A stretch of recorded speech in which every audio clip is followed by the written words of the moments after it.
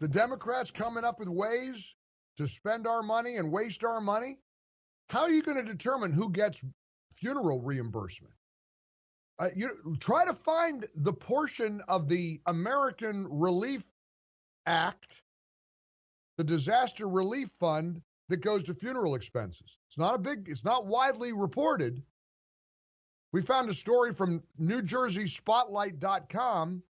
Legislators moved to provide $20 million to help needy people with unreimbursed burial expenses for those who died from coronavirus. Senator Ron Rice, Democrat from Essex, New Jersey, sponsored the legislation creating a state COVID-19 burial assistance program. So is this a state program, state to state? The Wall Street Journal says that the second largest part of the federal stimulus funding is aid to cover funeral expenses related to COVID-19 deaths.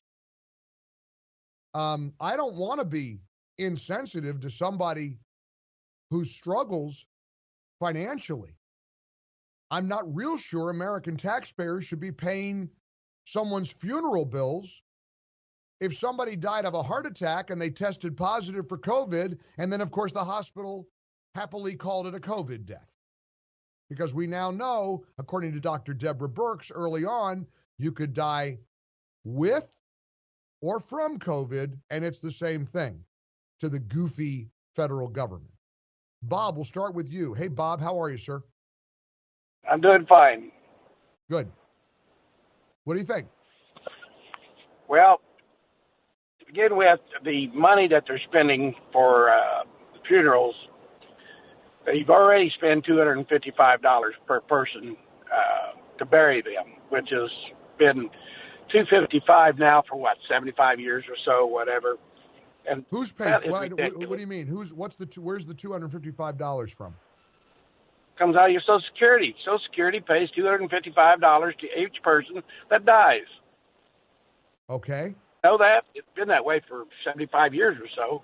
Okay, so what's that mean? It's $5,000 to bury somebody. So what's $255? Okay, I understand that, and so I understand okay. what you're saying. But $255 is to help. That don't amount to nothing. So they need to up that up, like the guy said, have them cremated for $1,000, up it to $1,000, only if you have a cremation. That doesn't mean you're going to get it automatically, not like the $255, but only if you have it cremated.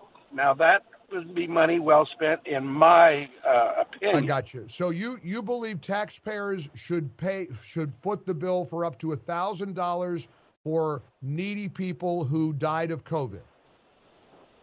Well, it's $255 right now, and it's been that way for 75 years. Oh my gosh, you're hung up on the $255. I got it. Thank you, Bob. I'm getting a headache. I think fundamentally we're asking, what about the idea of federal aid to families whose loved one died of or with COVID?